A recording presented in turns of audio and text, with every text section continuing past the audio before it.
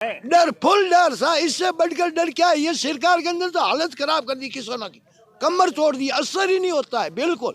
अब क्या हरमोहन बेनीवाल आ गया उस दिन इनको सबको नानी माँ याद आ जाएगी, ये देख लो आप, मतलब ठीक है। राजस्थान में जब हनुमान नाम का तूफान आता है ना, तो अच्छे अच्छे चोर उचक्के बदमाश गपिंदे खाते जाते हैं यहाँ से। अच्छा, के पीछे पत्थर रखते हैं, वो ट्रैक्टर वाला डरता है कि भाई मेरे को अकेले को कुछ मेरे पास जेब में होगा, हड़प लेगा ये।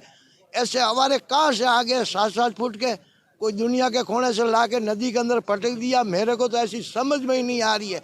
डंपर के से घर बनाते हैं। अब कल एक बंदे का टांका बनाना है, मेरे को देख के हालत खराब हो गई। इधर देखता और वो ट्रैक्टर नहीं ला सकता, ड्राइवर नहीं जाते हैं नदी के अंदर भरने के। डर लगता है। में हुआ ना, सरकार के सुने हुए जनप्रतिनिधि खुद रोड पे आ गए, इससे बड़ा और क्या करना है। और ये कड़ी से कड़ी जो ट्रैक्टर भरने के लिए खुद किसान माथे ऊपर तगेरी उठा के ट्रैक्टर भरता है, वो कैंपर लेके आते हैं। कैंपर गांव के किसान के लिए कितनी वैल्यू रखती है? इतना बड़ा पैसा दे पाता है, वो एक घर का कमरा बना पाता है? ऐसा है भाई, शोर मौसेरे भाई है, किसी को कहने की जरूरत नहीं। बीजेपी और कांग्रेस सबकी मिली जुली सरकार है।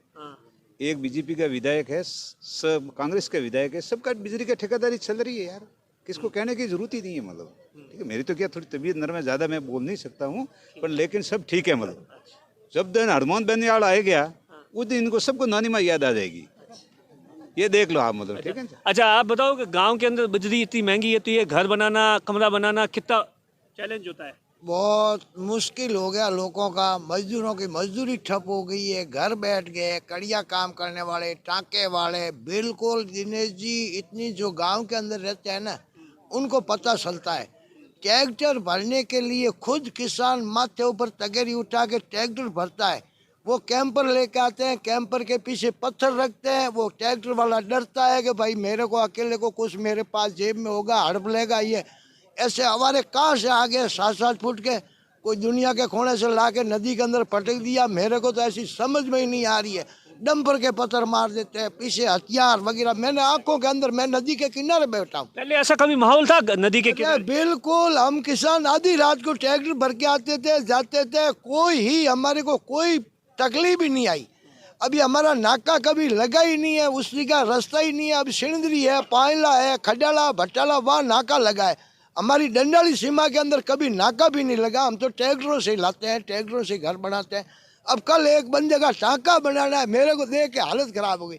इधर देखता और वो ट्रैक्टर नहीं ला सकता, ड्राइवर नहीं जाते हैं नदी के अंदर भरने के। डर लगता है। डर, फुल डर सा, इससे बढ़कर डर क्या है? ये सरकार के अंदर तो हालत खराब कर दी किसानों की, कमर तोड़ दी, असर ही नहीं होता है बिल्कुल। अब क्या, अब सरकार से क्या मांग करते हैं आप? सरकार को मांग करते हैं किसान का ट्रैक्टर फ्री होना चाहिए, और बाकी तुम्हारी वाजिब रेट वो रोयल्टी लो। अभी हमारा गडड़ा, सौटन, धड़ाऊ, बैणिया कहाँ पड़ा है, सब नदी से बजरी जाती है। 500 किलोमीटर का ये बाड़मेर जिले की सीमा है, सिर्फ लूणी नदी से ही बजरी जाती है। और उनके क्या बनेगा, वो आवास नहीं बनेगा। एक आवास का कितना है, 1.5 लाख है, और बजरी लाख रुपये में पहुँचती। 25,000 तो नदी के अंदर ही ले लेते हैं वो हमारे बैठे शोर माफिया। अच्छा, दिवाली कैसी रही इस बार?